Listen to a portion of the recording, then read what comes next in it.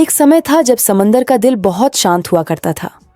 नीले पानी के शीशे जैसे शहर, रंग बिरंगी मछलियां और मोतियों से सजे महल। लेकिन अब हर रोज समंदर गुस्से से कांप रहा था। लहरें पहाड़ों जैसी ऊंची उठती, हवाएं चीखती और जमीन तक थरथरा उठती। ये तूफान कुदरत का नहीं था, ये था तूफानों के बादशाह ए मौज के दिल का दर्द। लोग कहते थे समंदर गुस्से में है, और जब बादशाह रोता है तो पूरी दुनिया डूब सकती है। समंदर की गहराइयों में एक विशाल सिंहासन था, जहां बैठता था वो तूफानों का मालिक बादशाह ए मौज। उसकी आंखों में बिजली कड़कती, सांसों में तूफान बसता और दिल में एक बहुत पुराना गम था। सालों पहले उसकी महबूबा को जमीन वालों ने समंदर से छीन लिया था। उसी दिन से उसका गुस्सा समंदर का कानून बन गया था। जो भी जमीन से आता उसे लहरें निगल जाती। उसका राज सिर्फ पानी पर नहीं बल्कि दर्द और गुस्से पर भी चलता था। हर लहर उसकी चीख थी, हर बवंडर उसका घम। इसी उथल पुथल वाले समंदर में रहती थी राजकुमारी कोरलिया, एक ऐसी राजकुमारी जिसका खून समंदर और जमीन दोनों दुनियाओं से जुद्धा था। उसकी माँ एक मरमेड क्वीन यानी जल परी रानी थी और पिता जमीन के एक शहजादे थे। इसी वजह से कोरलिया लहरों की जुबान भी समझती थी और इंसानों के दर्द को भी महसूस कर सकती थी। वो अक्सर समंदर के किनारे खद्दी होकर उससे कहती, अगर तुम गुस्से में डूब गए तो जमीन भी सांस नहीं ले सकेगी। हम दोनों एक ही दिल की दो धड़कनें हैं। उधर जमीन पर लोग खौफ में जी रहे थे। बादशाह ए मौज का गुस्सा अब शहरों को निगल रहा था। बद्धी बद्धी कश्तियां पल भर में डूब रही थीं और अनगिनत मछलियों की लाशें किनारों पर आ रही थीं। इंसानी बादशाहों ने एक बड़ी सभा बुलाई। एक ने कहा, या तो हमें समंदर को काबू करना होगा।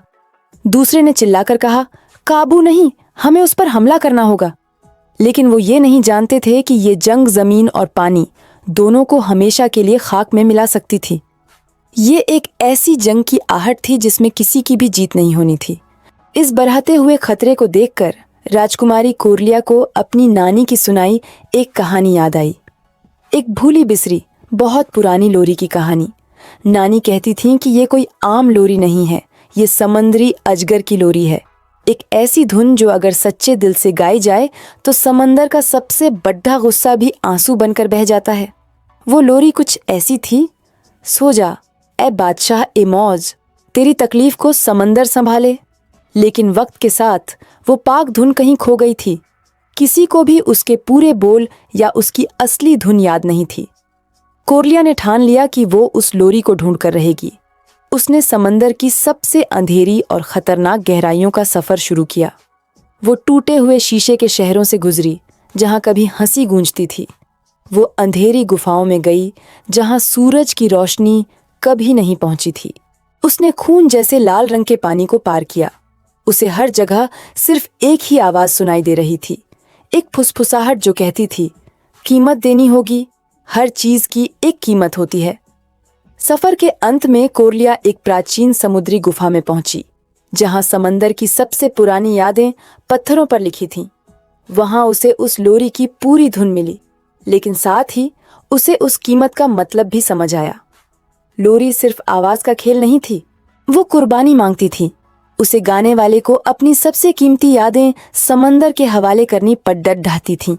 अपनी जिंदगी के सबसे हसीन पल, अपनी पहचान, अपना सब कुछ।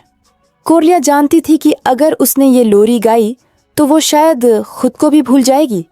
लेकिन दो दुनियाओं को बचाने के लिए उसने ये कुर्बानी देने का फैसला कर लिया। उस दिन जब तूफान अपने चरम पर था, कोरलिया समंदर के बीचों बीच एक चट्टान पर खद्दी हो गई। चारों तरफ मौत का मंजर था। बिजलियां कड़क रही थीं, लहरें आसमान छू रही थीं। कांपती हुई आवाज में मगर सच्चे और मजबूत दिल के साथ कोरलिया ने वो लोरी गानी शुरू की। जैसे ही उसकी आवाज हवा में गूंजी, एक जादू सा होने लगा। गरजती लहरें थमने लगीं, कड़कती बिजली बुझने लगी और तूफानी हवाएं शांत होने लगीं। उसकी धुन बादशाह ए मौज के दिल तक पहुंची। उसकी आंखों से जो सदियों से सिर्फ गुस्सा बरसाती थीं, आंसुओं की धारा बह निकली। वो आंसू गम के नहीं बल्कि सुकून के थे। उसने कांपती आवाज में कहा, ये धुन, ये लोरी तो मेरी महबूबा गाया करती थी। कोरलिया की आवाज ने उसके अंदर जमे हुए सदियों के दर्द को पिघला दिया था। उस दिन के बाद समंदर हमेशा के लिए शांत हो गया और जमीन बच गई। बादशाह ए मौज ने कसम खाई कि जब तक इंसान समंदर का सम्मान करेंगे तब तक वो भी अपने कानून में रहम रखेगा। राजकुमारी कोरलिया अपनी सारी यादें भूल चुकी थी। उसे ये भी याद नहीं था कि उसने क्या किया, लेकिन उसकी एक कुर्बानी 2 दुनियाओं की जिंदगी बन गई। वो अब भी समंदर के किनारे खड़ी होती, लेकिन अब उसकी आंखों में सवाल नहीं बल्कि एक अनजान सी शांति होती। इस कहानी से हमें एक बहुत खूबसूरत सबक मिलता है। जब कुदरत का गुस्सा या किसी का दर्द हद से बढ़ जाता है तो उसे ताकत से नहीं बल्कि प्यार, समझ और कुर्बानी से ही शांत किया जा सकता है। दोस्तों, उम्मीद है आपको ये कहानी पसंद आई होगी। अगर आपके पास भी कोई ऐसी कहानी है जो दिलों को जोड़ती है तो हमें कमेंट्स में ज़रूर बताइएगा। ऐसी ही और कहानियों के लिए हमारे चैनल को सब्सक्राइब करना ना भूलें। मिलते हैं अगली वीडियो में।